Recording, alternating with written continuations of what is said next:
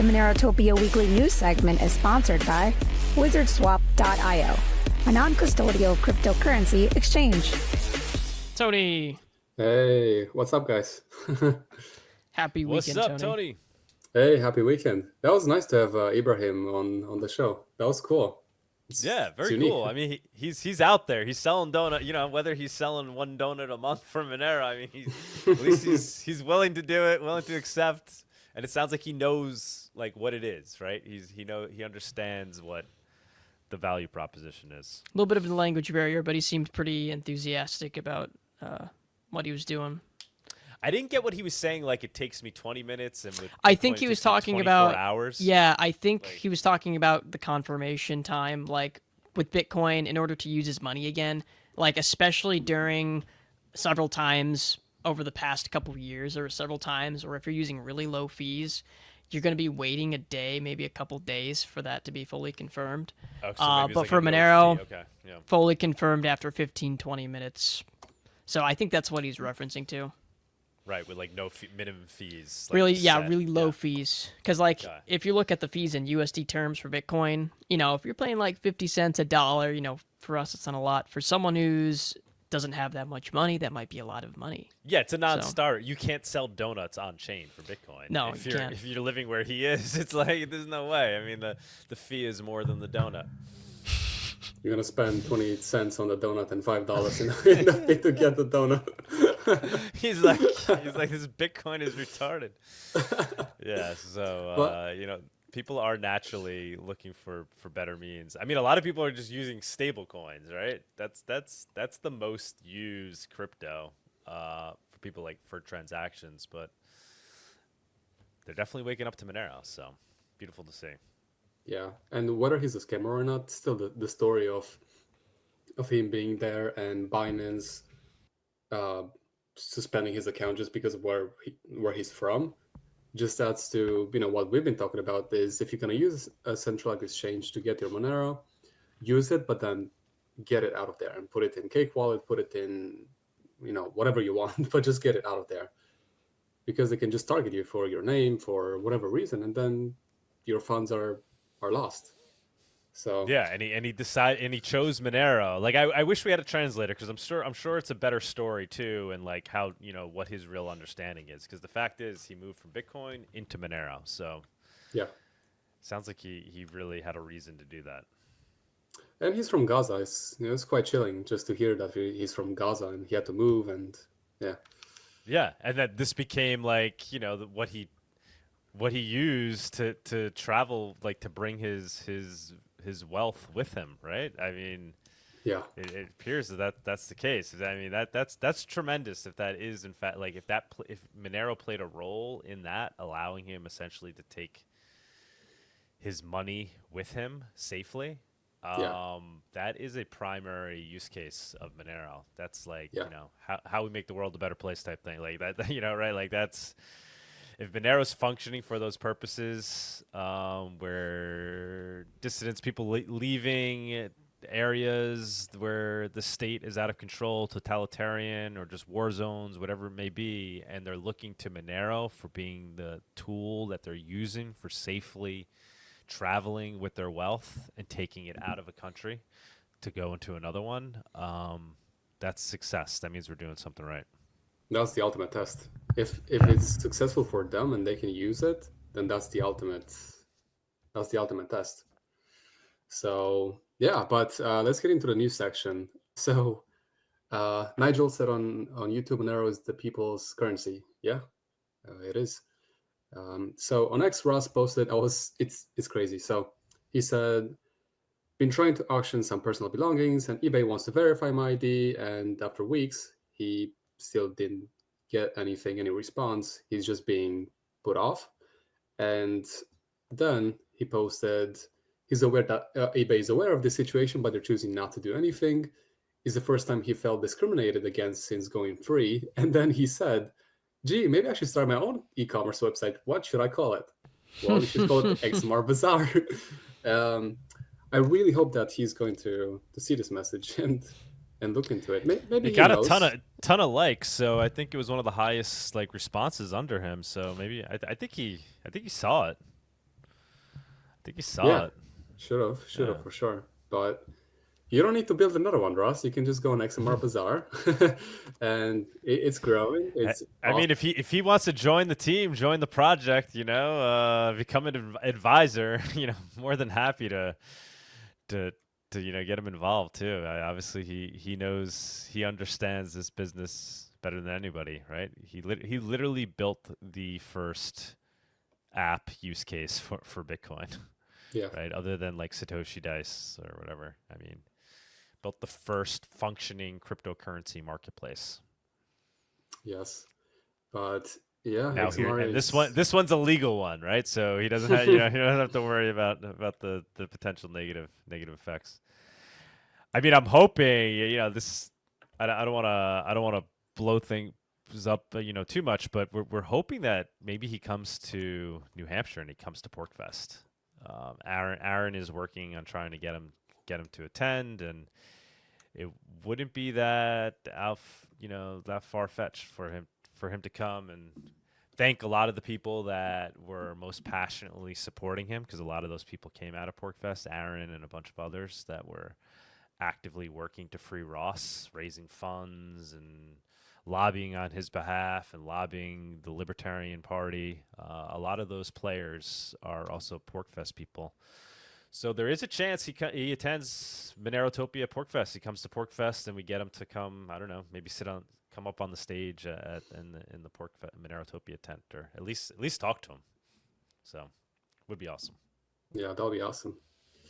But yeah, my XMR Bazaar is growing, and it's it's awesome. There's so many services, so many things you can buy, from just an elementary linear algebra textbook to plumbing services to you can buy cars, phones, all sorts of stuff. So it's crazy how fast it's growing. People are posting things. They're making sales. I was DMing with somebody this morning. Somebody that does like will buy anything for you for Monero. I was just curious, reaching out. I was like, are you making sales? He's like, yeah. So it's sales are being made. Transactions are being made. People are using this to effectively live off Monero. Yep. And it's only going to get exponentially strong, more useful as more people use it. Network effect. It's not that big a leap to go from where we are right now with XMR Bazaar to you quite easily being able to rent your next Airbnb on XMR Bazaar, source your eggs and meat, like all these things that we're talking. It's not that big a leap to go from where we currently are to that point. Definitely would help if Ross talked about it, which who knows, maybe eventually he will. And we But need to be a yeah, little bit more ready too, right? Like, this is we've been running this as a lean startup, iterating it as we go, which is I think the only way to run something like this. Obviously, I wish we had a little bit more development power, but Anarchio is doing a fantastic job.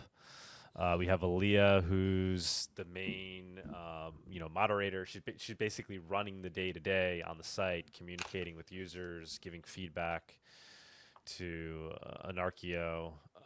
Maybe it's, the plan is to get more devs involved, but we want things a little bit more polished. She's working on adding the bonding system. That will be like their biggest feature add, and then notifications for Signal and SimpleX. So right now people are like posting their SimpleX on their profile page, right? There's a messaging system in XMR Bazaar, and it's encrypted, using PGP, which is great. Very cool. It's not going through our system. It's all PGP encryption. That's happening outside of our system. We can't view any messages. But the thing is, when people receive messages on there, not everybody is checking their XMR Bazaar account daily, right? Like that's not in their mindset yet. Maybe once this thing grows and it's bigger and it's running as an app on your phone and you're seeing a notification pop up, you're clicking on it, you'll be like, oh, I got a DM from somebody that's looking to buy cheese off me, right? Like, but we're not at that point. So what we're looking to build in as a workaround is allowing people to connect their Signal or their SimpleX, and they would be getting notifications there, like, oh, you got a DM from so and so, or you got this, right? And so that builds the engagement so there's no missed opportunities when buyers and sellers come across each other. That's awesome. Since you mentioned Signal, I guess we should just skip to the Signal news. Essentially, there was a chat with JD Vance and a bunch of officials, and they accidentally just added a reporter inside the text chat, the chat. So, Whoops. let's see. Yeah, whoops. So, yeah, it's an insane national security story. The fact that they just randomly, or not randomly, but they just accidentally added the reporter to the group chat, and it was about a very sensitive subject. And yeah, we have a couple screenshots, such as this one, JD Vance talking about the operational bit, and other ones. But it's insane. I mean, look at that message, right? Like, I just hate bailing Europe out again. Like I guess this is the message they were trying to get at. Like, oh look, like, you know, they were, if it was if they did like leak it themselves, right? You got to look at what the messages were and basically They're trying to make JD Vance look very cool to the right. Right. Yeah. It's very forced. Right.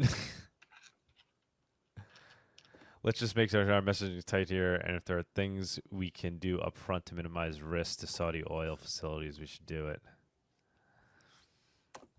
And then you have this. The guy just wrote the article for The Atlantic. The Trump administration accidentally texted me its war plans. Like, just, it accidentally happened. It's crazy. Yeah. So I don't know what to say. I mean, the media is just like, they're all over, right? Because they see this as like a chance to attack the administration. Like, you know, they don't know what they're doing. Impeach them. They use Signal. I mean, the using Signal isn't the thing. It's that they added they added somebody to the conversation that's not supposed to be in the conversation. that was the major flaw. Sure, you could criticize, like, say Signal isn't super safe and they were using their phones and they could have, like, get into their devices, and the much bigger issue was that they added somebody in this chat room that wasn't supposed to be in it. Doesn't matter what they were using. They could have been at their, like, they just accidentally. So I guess that's the argument why you shouldn't be using Signal, because it should just be like devices, apps where you obviously can't even accidentally add somebody outside of being an official that should be able to be added. Like, that's, but like the actual, whether it's encrypted well enough, it's more so the mistake they made of just adding a journalist to their chat. Which is just very bizarre. Like, they just randomly added The Atlantic reporter, and then, okay, let's chat about some Yemen strikes right now while we have him inside. Okay, did we hear how they ended even up like accident? Like, who added him? Who was the person that? Oh, I think we know who. Andrew. Right? I think his name is Andrew something. And it was like he was trying to add somebody else, and he added the wrong name or something. Like, I don't even know what the story was. I know a guy named Andrew, which was part of the whole chat. He added this guy, Jeffrey Goldberg, but I'm not sure if he was trying to add somebody else. And but still, why? I don't know. How can you do? I don't know. It's just so bizarre. Like, were they just right next to each other? He has The Atlantic guy in his agenda and his phone agenda, and like, he should added the wrong Andrew or added the wrong whatever. Yeah. Jeffrey, yeah. Jeffrey. Well, actually, like, it's not even the same. Like, he's Jeffrey. I don't know. Who knows? So yeah, who knows? Worth speculating. No, but it's insane, the fact that it happened. Yeah, so it's not. I wouldn't say that it's necessarily, Signal. It's not secure. You can use Signal session, kinds of stuff, but just the fact that they randomly added someone, it's crazy. Now we also have this post from, possibly, from the pyramids and all the other stuff. Yeah, just straight up incompetent. Yeah, it's like, the most likely. Double, triple check before you add somebody into. It's just the whole thing. Yeah, we added this guy. Okay, you got his screenshots. Okay, you got the article. Okay, you're good to go. Get him off. And how did nobody notice? Too? That's another question. They added the guy and nobody noticed, and then they were discussing the war plans while the guy was inside. whatever. Lots of speculation. I guess we're not gonna know. But Jack Rysider, I think that's how you say his name. He's the creator of Darknet Diaries. It's pretty cool. I think it's a podcast. I used to listen to it with all kinds of Yeah, he's Darknet got like a stories. ton of followers, and like he Yeah. does really good really good job of like editing these stories together. Like it's like very well done. Yeah, he's really cool. But yeah, he posted an article just about different technologies and talking about the communication, and essentially he wants to know if there is a properly secured phone plus messaging app, and he wants it. And there's a couple of people in the comment section.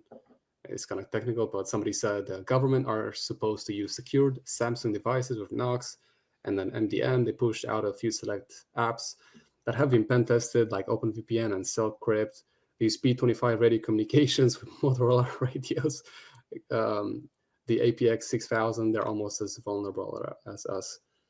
Yeah, so I don't know what I don't know what they use or not, but whether it's that Samsung device with all those stuff or a Signal or Session, just. I had him on Monero Talk, by the way. A couple of Oh, years did you? ago, like Really? 3 years ago. Yeah, I gotta go back Oh, and wow. like rewatch that. Yeah. Oh, cool. Because Wow. he's mentioned Monero obviously in some of his stories. It's come up, I think, with like ransomware, where he was talking about ransomware hacks and stuff. Yeah. So he's well aware, obviously. Mm-hmm. Okay. I mean, I don't know, right? Like, what is obviously like Tux could probably give us the best insight into what the safest, right? Use a graphene phone with like Simple X on it, right? Like that's, as far as what we know, the safest way to communicate. And honestly, wouldn't that like naturally become the safest way for, even the feds to communicate among each other, like some open source tool where. Well, I mean, just the fact that they're using Signal shows you that it's good.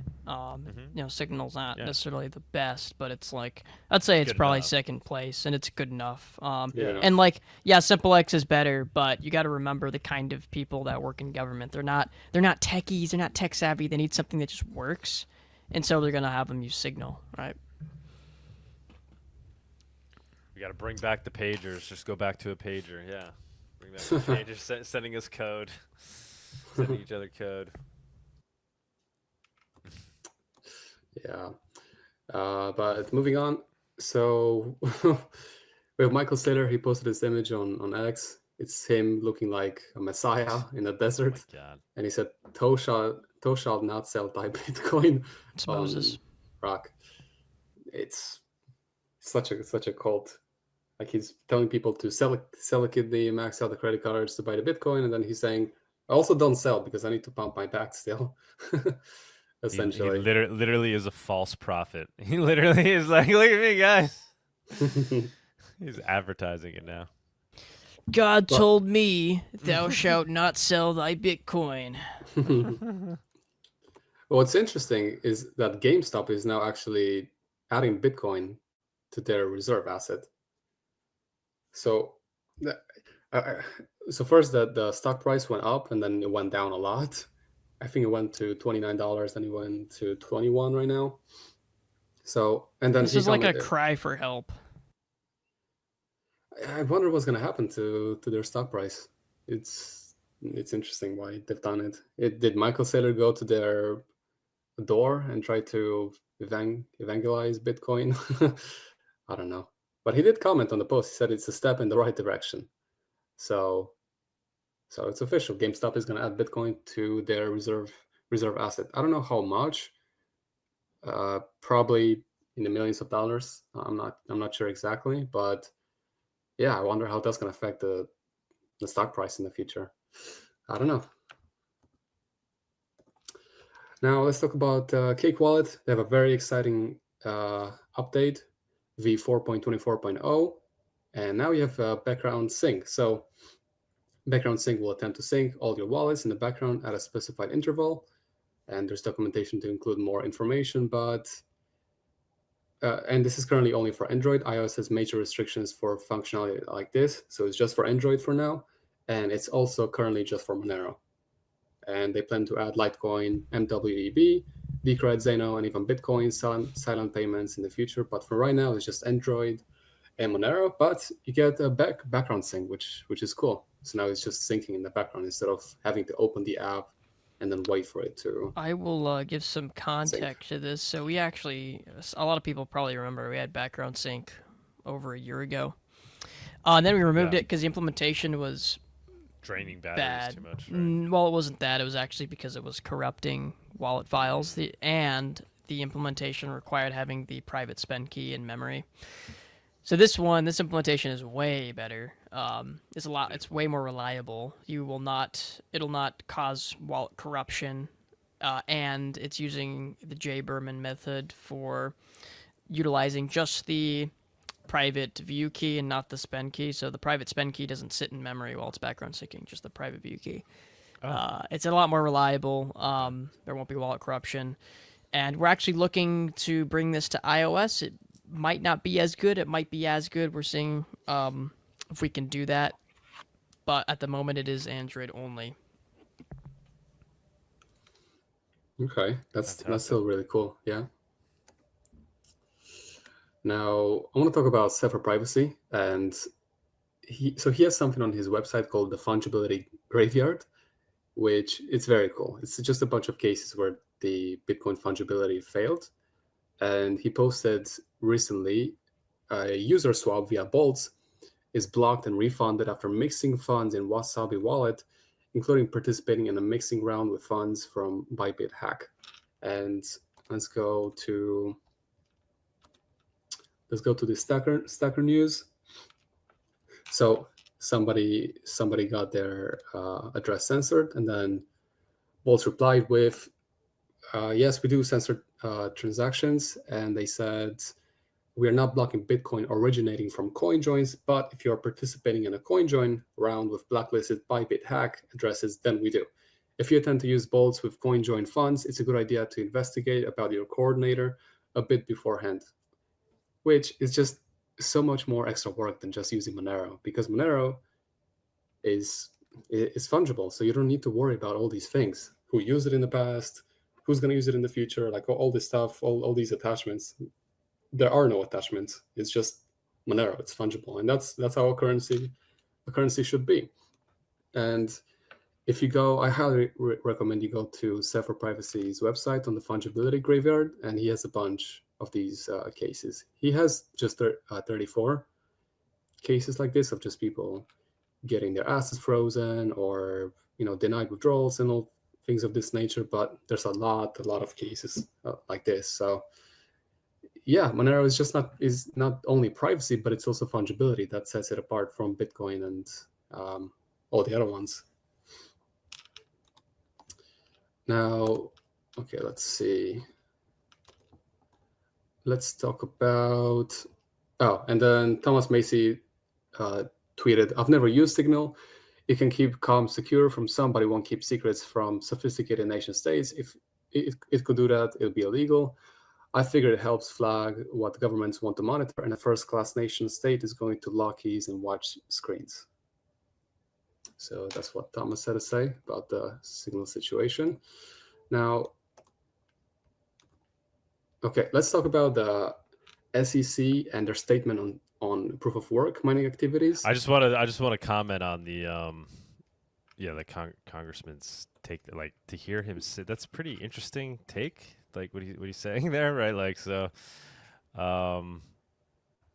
obviously we've never heard him talk about Monero. Thomas Macy, he's the most based congressman by far, right? So like this is the guy. If anybody's going to be like pro Monero, it's going to be this guy who's actually going to understand it and get it. But it's interesting his take here is saying, like, if it actually worked as intended, it'd be illegal. So I mean, so what would he say? This is kind of Monero? Retarded take though, because it's literally someone literally took screenshots of the chat that they were inside. Yes. And shared them publicly. So right. So like, it doesn't matter how secure it is. Like, if you're taking screenshots and sharing them publicly, it's no longer secure. But overall, it's just interesting to see insight into how he thinks about these technologies, right? So what does he then think about Monero? I guess maybe, all right, well, because they are trying to ban it in places around the world, then maybe he would see it as maybe this thing actually is working as intended. Or does he see it as a honeypot? Because he's basically saying like tools like these are essentially honeypots because it just attracts people to use them that would use them for purposes, right? I figure it helps flag what governments want to monitor, right? And a first-class nation state is going to log keys and watch screens, meaning like if they see that you're a Signal user, then you're on a list of people they want to monitor. So it's this is like an interesting nuance. It's not that Signal's a honeypot, but it's like if you're someone that they really, really want to watch, they're going to root your phone. They're going to get a rat on your phone. They're going to get persistent malware on your phone like Pegasus, and then they're going to have access to literally everything. Right, but he's saying, I figure it helps flag what governments want to monitor, right? So, like, if they see you're on Signal, it helps them know that there's somebody that they want to monitor, right? Because you're using Signal. It's possible that the government has more insight into like the Signal servers than we might know, because Signal does host servers in the United States that forwards all traffic. But once again, you've got that component that's the device is locally encrypting messages. Yeah. But I guess what I'm saying, I'm like concerned by his opinion here, and I think he needs to be spoken with. Like he needs to come talk to the Monero community, and like because it sounds like we need to make privacy normal, right? So we need to normalize the use of Signal, and the more people that use it, it will no longer be categorized that all right, it's being used because you're looking to hide something, right? It's essentially what he's suggesting here. I don't think there's any like super secret that Massey knows, if that's what you're implying. That no, not that he knows, but his take on privacy tech is bad. He's saying like, guys, tools like Signal are essentially saying are honeypots. That's what he's saying here. He's saying it just helps flag the government of who should be getting monitored, and that's a horrible take. Well, in that case, they've got like what 10 million people. Like there's a lot of people. Right. That's why it's that's why it's a horrible take for that reason. And number two is that's where we should be doubling down, and he should be promoting the use of Signal, right? So it doesn't become categorized as. I think as it's just tool, a misinformed take from someone who doesn't really understand technology. Yeah. It's a little more nuanced than what he's directly saying. I mean, he's generally right that a lot of things could be honeypots, and the government has insight into a lot more than what we think. Like, they could possibly be doing timing attacks to try and figure out who's talking to who without seeing the messages. That's a possibility, and they probably do that already, but I don't think Massey really understands. And look, he's starting with I've never used Signal.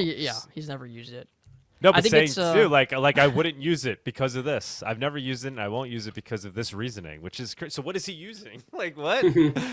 He has access to some special communications that the government provide, like communication tools. I don't think so. He's using iMessage instead.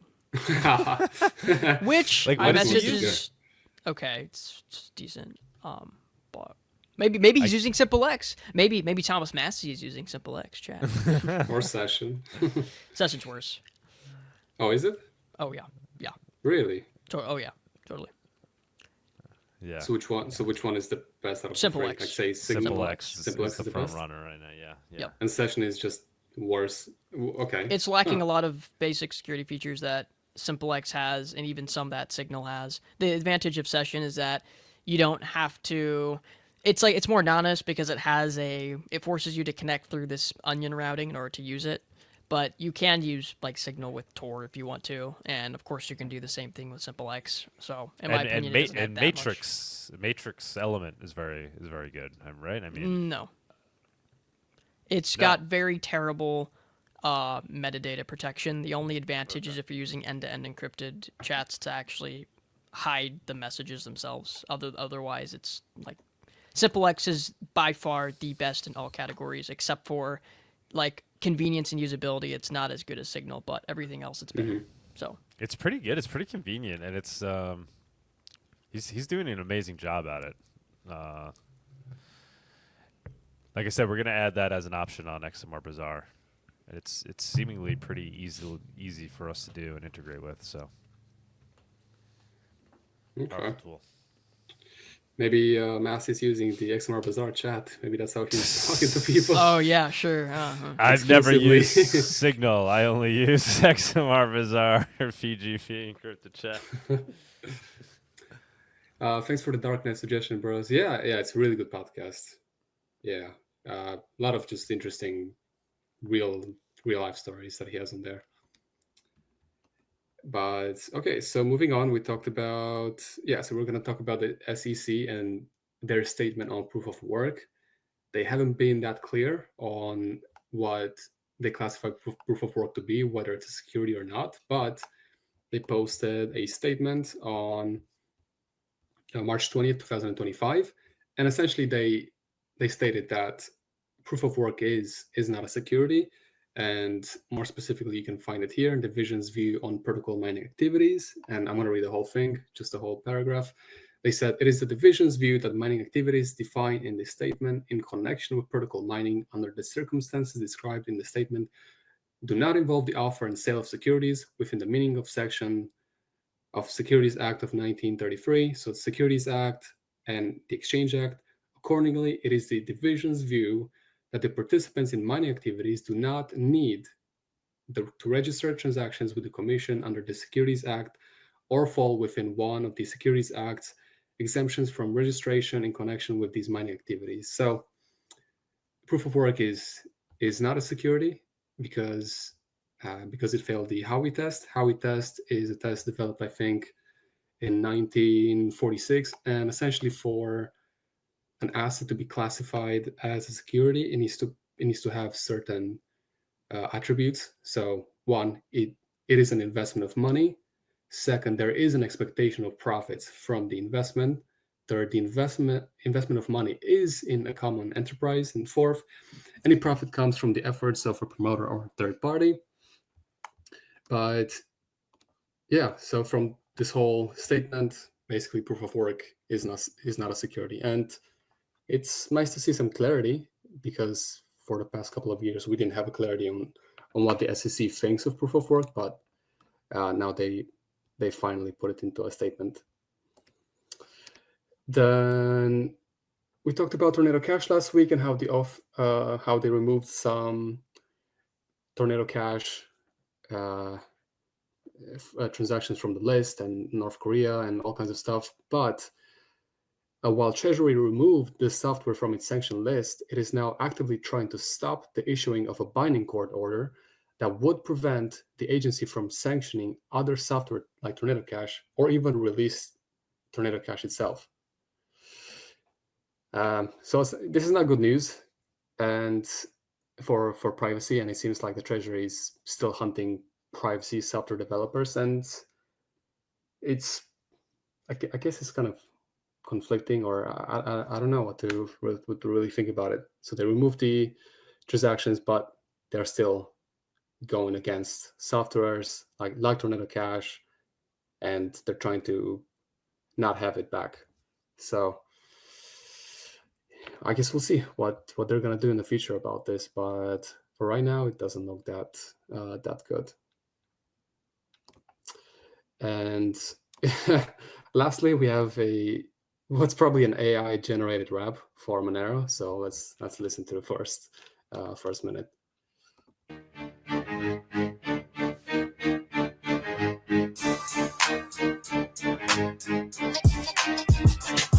Step in the dark net, stealth like a shadow. Ring sick blazing, they can't trace the ammo. Mixing my UTXOs like a vandal. Nodes worldwide, got the torch and the candle. Decentralized, ain't bowing to no fiat. KYC? Nah, bro, we don't need that. No chain analysis, can't crack the math. Try to trace XMR, better do the bath. On Monero gang, ain't nothing to fork with. Our cipher inflows, keep your ledgers encrypted. Never dark nets, love is privacy gifted. On Monero gang, ain't nothing to fork with. Bulletproof like tech in my wallet. Governments hate us, but still can't call it. Whales moving stacks through a shielded alley. We surf the storm while they stuck in the valley. No max supply, we keep it real, fungible. Bitcoin's loud, but Monero stays humble. Privacy first, we don't chase the fame. Respect the code or get wrecked in the game. On Monero gang ain't nothing to fork with us. Monero gang ain't nothing to fork with. Flow private by default, we ghost when we work it. Monero gang ain't nothing to fork with.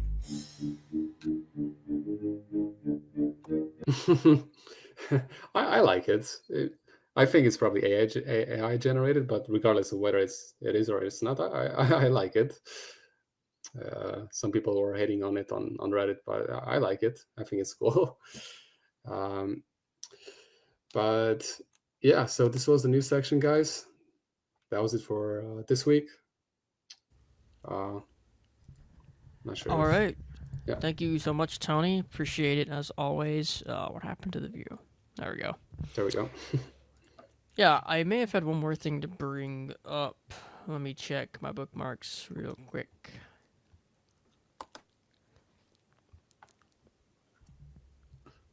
Oh, did you bring up, you already brought up Lola Leet's tweet of Celsius's lawsuit against Chainalysis, right?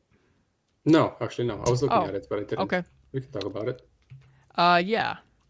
I think I can. Let's see if I can pull this up on here. Okay. Yes, I can. All right. I will share my screen.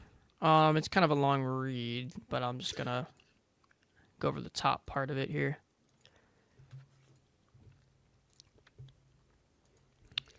So, this is a tweet from Elites from a few days ago. Celsius's lawsuit against Chainalysis is absolutely wild. The debtors are suing the firm on a total of 16 counts for a fraudulent audit of the scam's assets under management, misleading customers and investors. Here's the gist of it. Celsius was a massive Ponzi scheme in which the founders manipulated the value of CEL tokens to dump their holdings on customers and investors. In 2020, Celsius conducted what is called a third-party audit of their total assets under management in partnership with Chainalysis, finding that Celsius had billions of dollars based on transactions, total withdrawals, and total deposits. Unfortunately, this first third-party verification of Celsius's network's assets was a complete and total lie, according to the complaint.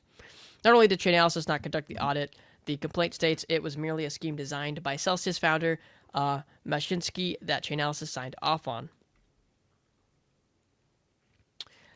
So, yeah, there's been a lot of fraud regarding some assets being owned by the Celsius network. Or sorry, by Chainalysis, because Celsius is suing Chainalysis for propping up a fraudulent $3.3 billion audit of the platform that misled customers and investors. Yeah, I looked into it a little bit. That's huge. But why would Chainalysis lie about Celsius? According to the complaint, Chainalysis was growing its customer base, and the more assets Celsius had under management, the better Chainalysis would look in return, helping expand its business. Mind you, this is not the first time Chainalysis is facing criticisms for potentially nefarious motives and alleged miscalculations. In the criminal case against Roman Sterlingov, Chainalysis testified that it effectively had no evidence for the scientific reliability of its reactor product used to implicate Sterlingov as the operator of Bitcoin Fog, the same software used by Celsius. At the same time, the defendants alleged that Chainalysis was effectively using the prosecution to market its for-profit business. To Chainalysis, the defendants seemed to argue it didn't matter who went to jail for operating Bitcoin Fog as long as someone did. So this just plays into how scum of the earth these people are, in that they'll lie to continue being funded and to continue being able to sell their software that's only used to falsely put people in jail. Yeah. And even with how traceable Bitcoin is, their software has not been shown to actually be reliable. So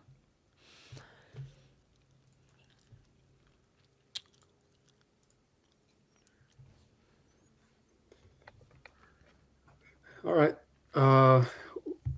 Yeah, so this was the news section, guys. Thanks so much for watching. Give us a like, share, subscribe, and I'll see you guys next week.